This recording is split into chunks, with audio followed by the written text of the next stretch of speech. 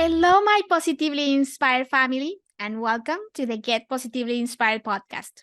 I'm thrilled you're joining us again.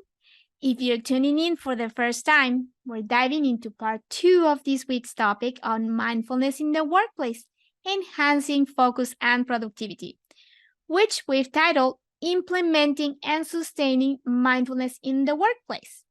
Remember, our format here at Get Positively Inspired is to explore one topic each week through two episodes. This part two approach lets us dive deep into each subject, ensuring we cover it thoroughly. If by chance you haven't listened to part one of this week's podcast, I encourage you to pause here, go back, and give it a listen. It's packed with insights and foundational ideas that will really help you get the most out of our discussion today. So, let's get started. In our first part, we embarked on a journey to understand how mindfulness can transform our work life.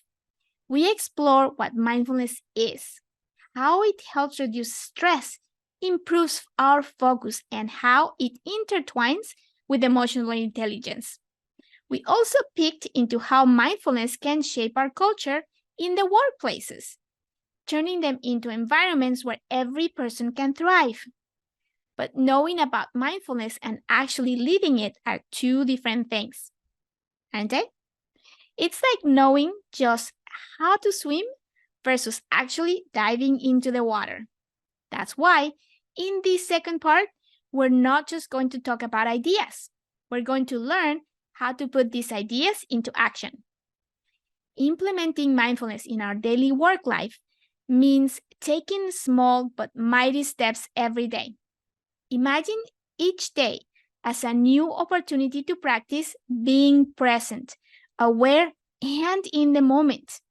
Whether it's during a meeting, while writing an email, or even during our coffee break, each moment holds a chance for mindfulness. But why is it so important to keep practicing?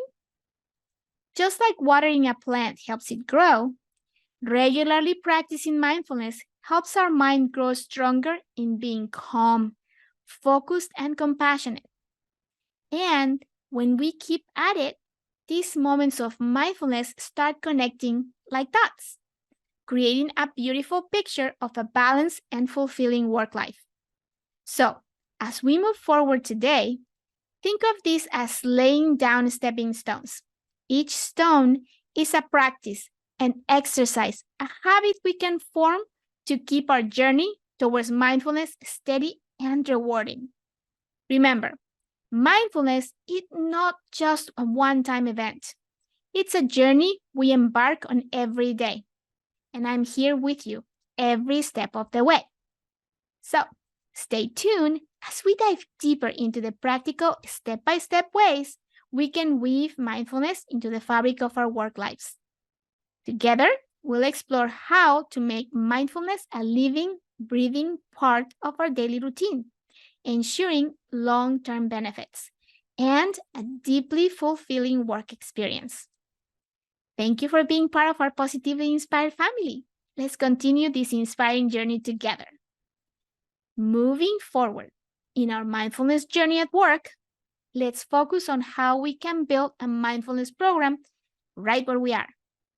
Creating a program might sound big and complicated, but it's really about simple steps that add up to make a big difference. First, think about what mindfulness means. It's about being aware and present in every moment. In the workplace, this can look like taking a deep breath before a meeting or paying full attention to the task at hand without getting lost in worries about the past or future. So, how do we start? First, let's set a clear goal. Ask yourself, what do I want to achieve with this program?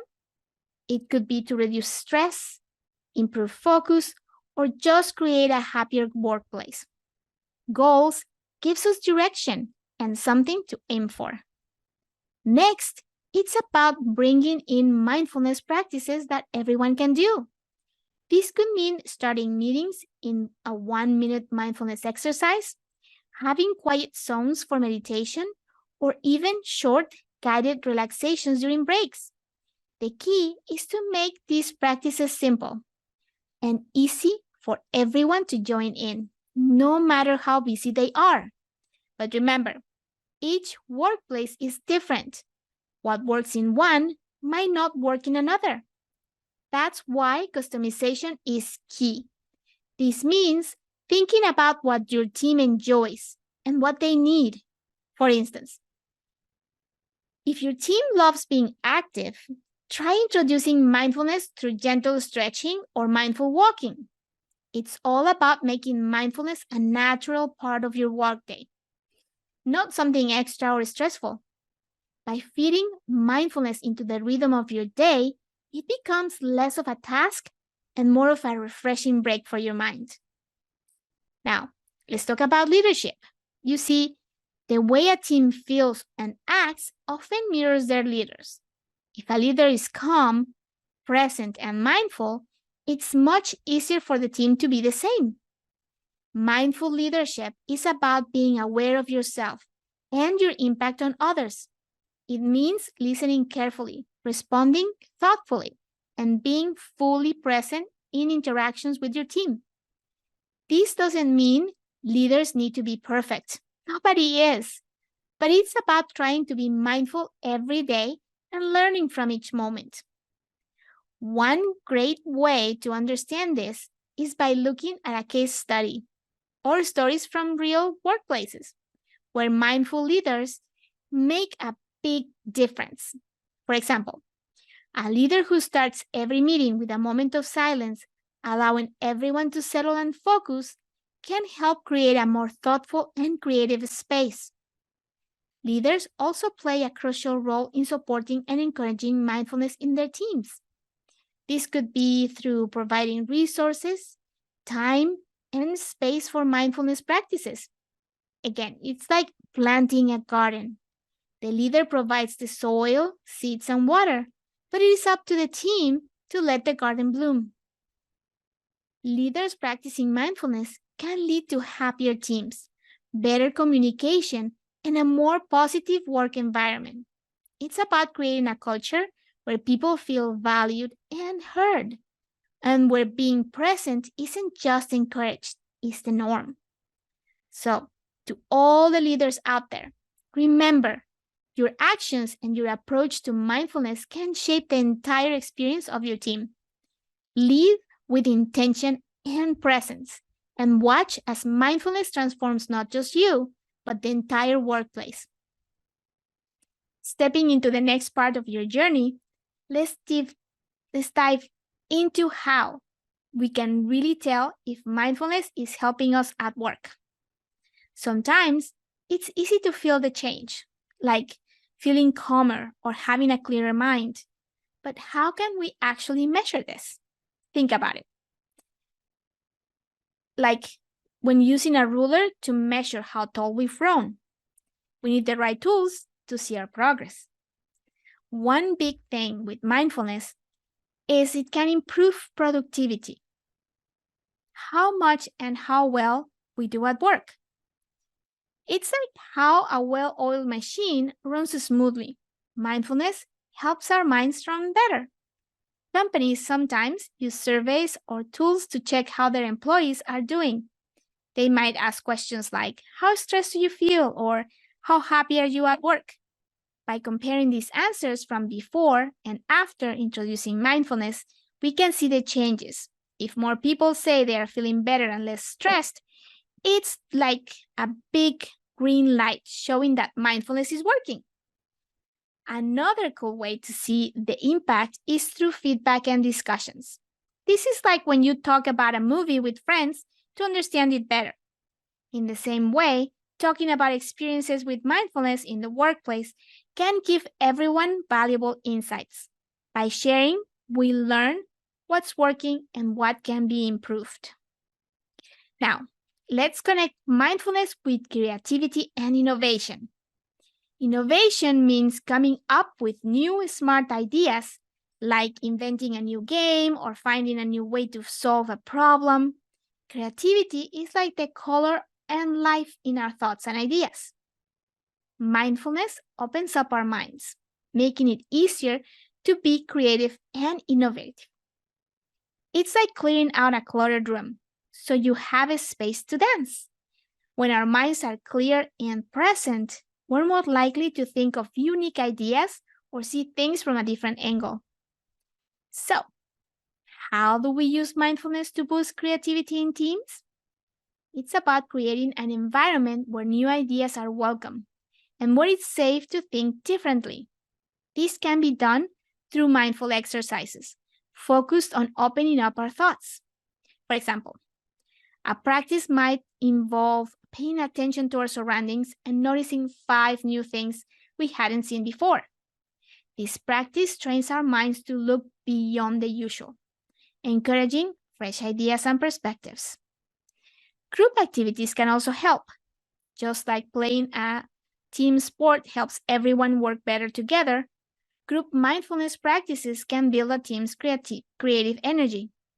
When everyone's minds are opened and connected, amazing ideas can flow.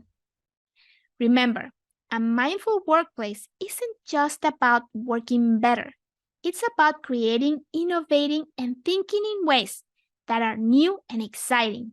By embracing mindfulness, we're not just doing our jobs, we're turning them into spaces where great ideas can bloom, just like flowers in a garden. As we continue our journey with mindfulness in the workplace, let's talk about some bumpy roads we might face and how to smoothly drive over them. Just like when we try anything new, bringing mindfulness into work isn't always easy peasy. We might bump into some challenges. One big challenge is doubt. Some people might think, how can just being calm and present really help with work? They might see mindfulness as a nice idea, but not really useful for getting things done. It's a bit like someone not believing that a tiny seed can grow into a big, beautiful tree. So, what can we do about this? First, it's super important to chat openly, discussing what mindfulness is and how it can turn doubts into understanding. It's like showing someone pictures of a tiny seed growing, step by step, into that big tree. Sharing real stories of how mindfulness has helped others in their jobs can also be really convincing. Another challenge is time. In our busy work lives, finding time for mindfulness might seem tough. It's like trying to find a spot for a new plant in a garden that's already full. To make it easier, we can start with short, simple practices. This can be as quick as taking a few deep, mindful breaths before a meeting, or spending a minute being quiet and still. Small steps can lead to big changes. And now, let's take a little turn into the world of books. Books can be magical keys to open up our minds to new ideas. Here are 2 amazing books that I think are really helpful for growing our mindfulness tree. First up is Search Inside Yourself, The Unexpected Path to Achieving Success, Happiness, and World Peace by Chade Meng Tan. This book is like a treasure map, showing us how to find hidden gems of joy and peace within ourselves. Meng is a big thinker from Google. He shares cool ways to build emotional intelligence and mindfulness at work. It's written in a fun, friendly style, perfect for adding some light to our day. Next, we have The Joy of Leadership, How Positive Psychology Can Maximize Your Impact and Make You Happier in a Challenging World by Tal Ben-Shahar and Angus Ridgway. This book is like a trusty flashlight, helping us see clearly how to be great leaders by taking care of our happiness and well-being. Tal Ben-Shahar, a happiness expert, along with leadership coach Angus Ridgway, gives us smart tips and tools to be more positive and effective leaders. These books aren't just piles of pages. They're like friends, guiding us on our mindfulness adventure. By reading and exploring, we can discover ways to bring mindfulness into our work and lives, making each day a bit brighter and more peaceful. As we wrap up today's journey, I want to shine a light on how we can all keep growing our mindfulness garden at work. Remember, like any journey, bringing mindfulness into our workplace is ongoing. It doesn't just stop because we've learned a few things. It's like watering a plant. It needs regular care to thrive. You might remember how in part 1, we explored what mindfulness is and how it can help us handle work stress, be more focused, and understand our emotions better. We looked at ways to create a mindfulness-friendly space at work and share some book ideas to deepen our understanding. Those first steps are like planting seeds in fertile soil, getting ready for beautiful growth. In part 2, we talked about making mindfulness a lasting part of our work life, from setting up programs to leading with a mindful heart. We discovered how being mindful can make us more creative and overcome any bumps in the road. And we found more helpful books to guide our journey. Check the notes on the bottom. These are steps to help those seeds sprout and bloom. Mindfulness in the workplace isn't just a one-time thing. It's about making little changes every day. Try out new mindfulness exercises and see what works best for you and your team. Be patient and gentle with yourself as you explore. It's a bit like trying different foods to see what you like best. There is no right or wrong, just discovery. As we conclude, let's remember that creating a mindful working environment is about more than just being calm and focused. It's about building a place where we can all be ourselves together. We're nurturing not just our minds, but our hearts too. This journey of mindfulness is a path filled with continuous learning, growing, and sharing. I know there are many choices out there, and I know your time is valuable. So thank you so much for deciding to spend your valuable time with me. I will continue sharing wonderful mindfulness techniques with you so we can all live a more fulfilled and mindful life together. Looking ahead, next week's adventure. And now, as we close this chapter on mindfulness in the workplace, I'm super excited to invite you all to join us next week. We'll dive into a new topic, the mind-body connection, healing through mindfulness. We'll explore how our minds and bodies are super closely linked and how mindfulness can help heal and strengthen both. Think of it like learning how our thoughts and feelings can help our bodies feel better, and vice versa. It's going to be an amazing journey, and I can't wait to explore it with you. So, until next time, remember to take those mindful breaths, be kind to yourself, and keep that curiosity alive. Each step you take into the mindfulness path is a step towards a happier, healthier you and a more joyful and productive workplace. Let's keep growing together. See you on Monday. Live on purpose.